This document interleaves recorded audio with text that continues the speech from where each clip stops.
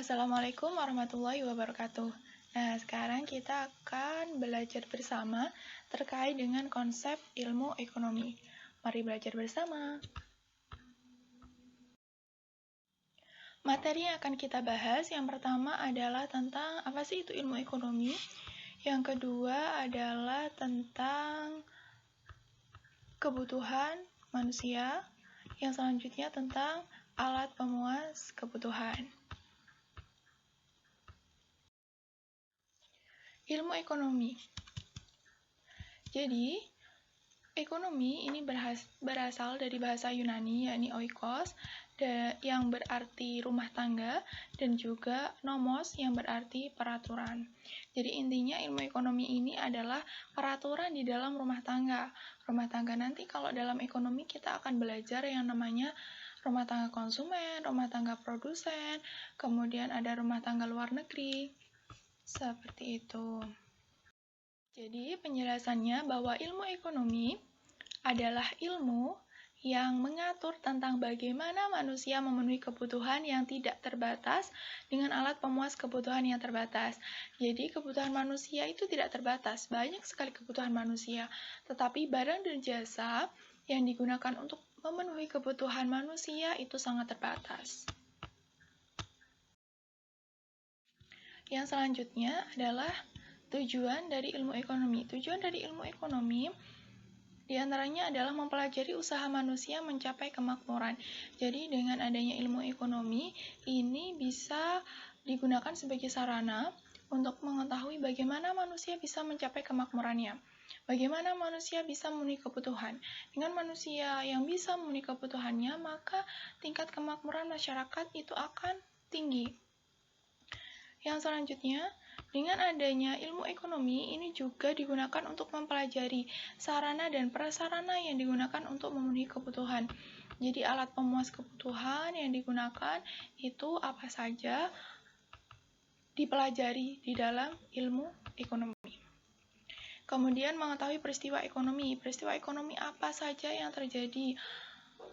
Mulai dari nanti bagaimana kegiatan ekonominya berjalan di suatu negara, bagaimana kegiatan ekonomi berjalan di lingkungan rumah tangga konsumen saja atau rumah tangga produsen.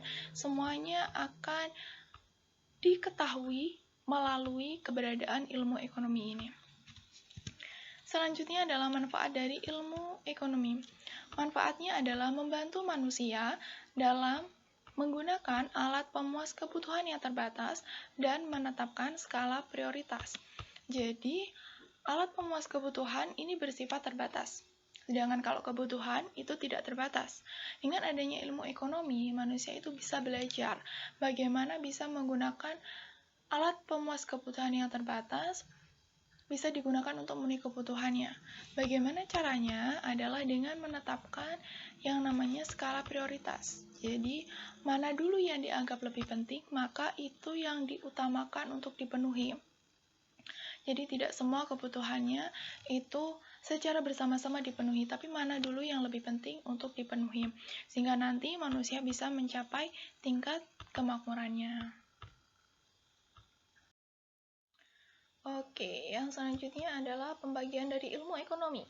Ilmu ekonomi itu dibagi menjadi 3. Yang pertama adalah ilmu ekonomi deskriptif. Jadi, ilmu ekonomi deskriptif ini adalah kondisi ekonomi yang ada di lapangan atau hasil analisisnya. Contohnya adalah mengenai tingkat kemiskinan dan juga pengangguran yang dihitung oleh BPS. Itu termasuk dalam ilmu ekonomi deskriptif. Kemudian, ilmu ekonomi teori atau teori ekonomi. Teori ekonomi ini adalah ilmu yang digunakan untuk menjelaskan kondisi ekonominya. Dibagi menjadi 2. Ada yang mikro ini skalanya kecil, ada juga makro. Kalau makro ini adalah teori ekonomi yang mempelajari skup ekonomi yang lebih luas dalam lingkup satu negara. Kalau mikro ini hanya antar penjual dan juga pembeli. Kemudian ilmu ekonomi terapan.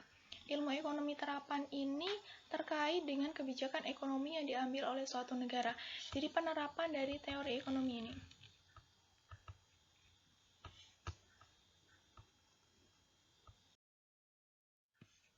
Yang selanjutnya yang akan dibahas adalah terkait dengan kebutuhan. Jadi, kebutuhan itu adalah segala sesuatu yang harus dipenuhi manusia agar dapat mempertahankan hidup. Misalkan manusia lapar, dia butuh makanan, maka manusia harus memenuhi kebutuhannya agar dapat mempertahankan hidup. Kebalikan dari kebutuhan adalah keinginan. Kalau keinginan itu adalah segala sesuatu yang pemenuhannya dapat ditunda. Misalkan seseorang itu sudah punya HP, kemudian dia ingin HP merek terbaru. Itu bukan merupakan sebuah kebutuhan, karena sebenarnya untuk kebutuhan berkomunikasi dia sudah memiliki handphone. Sehingga keinginannya untuk memiliki handphone merek terbaru itu adalah sebuah bentuk keinginan yang bisa ditunda pemenuhannya dan bisa dipenuhi ketika memang dia benar-benar sudah mampu untuk memenuhi keinginannya tersebut. Selanjutnya adalah terkait dengan jenis-jenis kebutuhan. Nah, berkaitan dengan jenis-jenis kebutuhan, ini dibagi menjadi 4 jenis. Yang pertama, itu menurut intensitas kemanfaatan. Menurut intensitas kemanfaatan, itu dibagi jadi 3. Yang pertama adalah kebutuhan primer. Kebutuhan primer ini adalah kebutuhan yang sangat penting, seperti sandang, papan, dan juga pangan. Kemudian kebutuhan sekunder. Kebutuhan sekunder adalah kebutuhan yang penting tapi juga tidak terlalu penting. Contohnya adalah televisi. Kalau kebutuhan tersier, ini adalah kebutuhan atas barang-barang mewah. Contohnya adalah rumah mewah, mobil mewah. Jadi segala hal yang berbau tentang kemewahan, ini termasuk dalam kebutuhan tersier.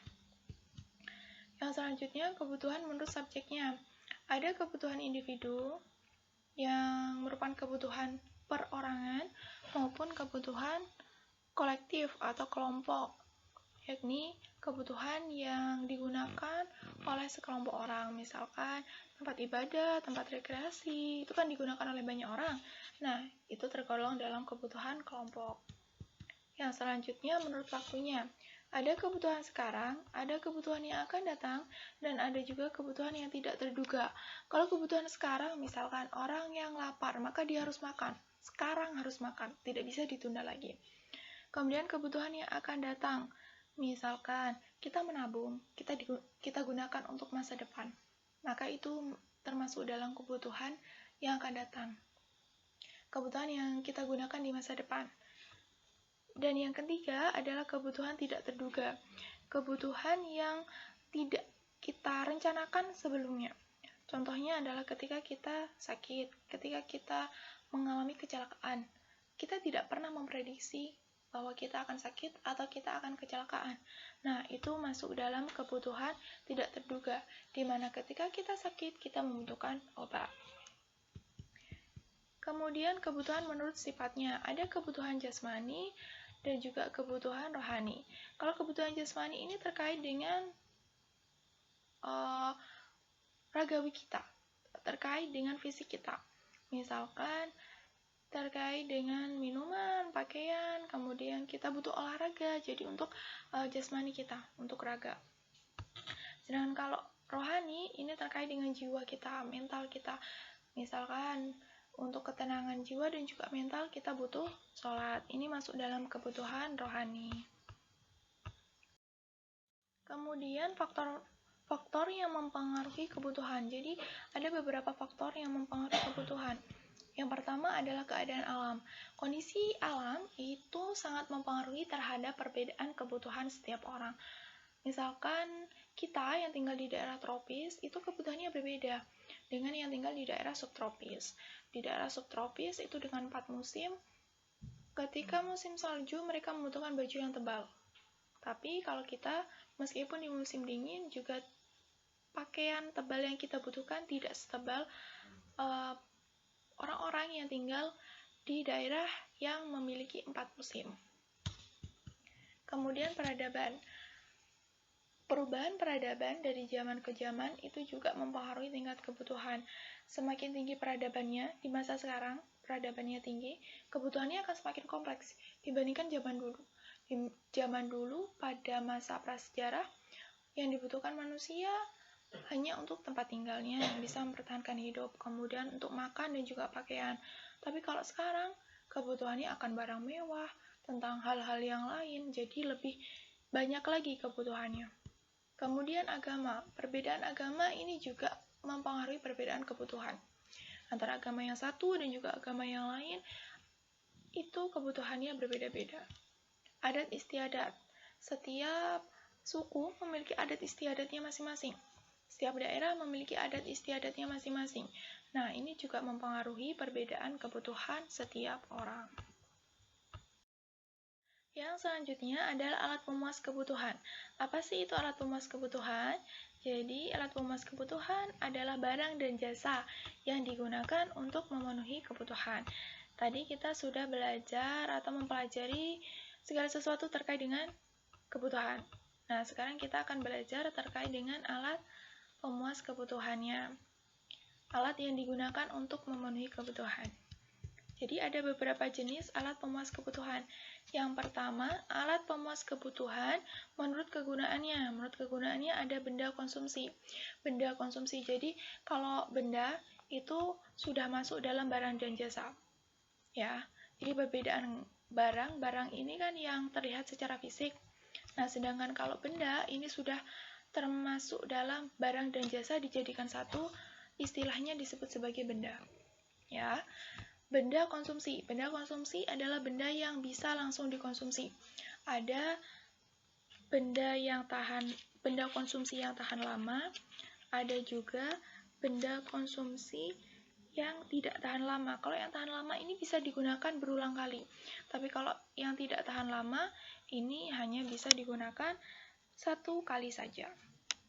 Kemudian benda produksi. Benda produksi ini adalah barang dan jasa yang digunakan untuk mendukung kegiatan produksi. Yang selanjutnya adalah alat pemuas kebutuhan menurut cara memperolehnya. Ada benda ekonomi. Benda ekonomi ini adalah benda, yaitu barang dan jasa, yang untuk memperolehnya itu dibutuhkan pengorbanan, baik tenaga maupun uang. Jadi ada usahanya di situ. Contohnya adalah makanan. Ketika kita butuh makanan, maka kita harus membeli terlebih dahulu makanan tersebut. Sedangkan kalau benda bebas, itu adalah benda yang untuk memperolehnya ini tidak perlu pengorbanan. Sudah tersedia melimpah di alam. Contohnya adalah udara untuk bernafas, kemudian air laut. Yang terakhir adalah benda ilit. Benda ilit ini adalah benda yang jika tersedia dalam jumlah yang banyak, ini membahayakan kehidupan manusia. Sebenarnya benda ini dibutuhkan oleh manusia, contohnya air. Air kalau sedikit atau tidak berlebihan, itu bisa sangat membantu bagi manusia untuk mempertahankan hidup. Tapi kalau sudah banyak, sudah terjadi banjir, itu sangat membahayakan bagi manusia. Yang selanjutnya, alat pemuas kebutuhan menurut hubungannya dengan benda lain. Ada yang namanya benda komplementer. Kalau benda komplementer ini adalah benda yang saling mendukung. Contohnya adalah kopi dengan gula. Jadi kopi harus dikasih gula agar menjadi minuman kopi yang enak. Sedangkan kalau benda substitusi ini adalah pengganti. Contohnya adalah teh dengan kopi. Ketika tidak ada teh, maka bisa menggunakan kopi. Ketika tidak ada kopi, maka bisa menggunakan teh. Jadi ini menjadi pengganti. Benda substitusi ini adalah pengganti, sedangkan kalau komplementer ini saling melengkapi atau saling mendukung. Terkait dengan alat pemuas kebutuhan, itu ada nilai guna. Nah, nilai guna ini adalah kegunaan suatu barang. Kegunaan suatu barang atau alat pemuas kebutuhan itu dibagi menjadi nilai guna dasar. Nilai guna dasar ini adalah nilai guna barang yang digunakan untuk membuat benda yang lain. Contohnya adalah tebu yang digunakan untuk menjadi gula. Jadi sebagai bahan dasar untuk membuat benda lain. Ini adalah disebut sebagai nilai guna dasar. Kemudian nilai guna bentuk. Sebuah benda itu akan berguna ketika sudah berubah bentuk. Misalkan kayu menjadi kursi.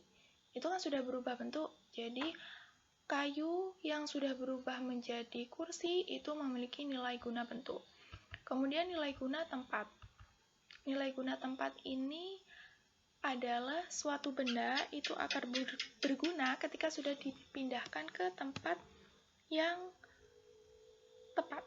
Contohnya adalah ketika pasir melimpah yang ada di sungai itu dipindahkan ke kota yang digunakan untuk bahan bangunan. Jadi ketika sudah dipindahkan, barang tersebut akan lebih bermanfaat. Nilai guna waktu.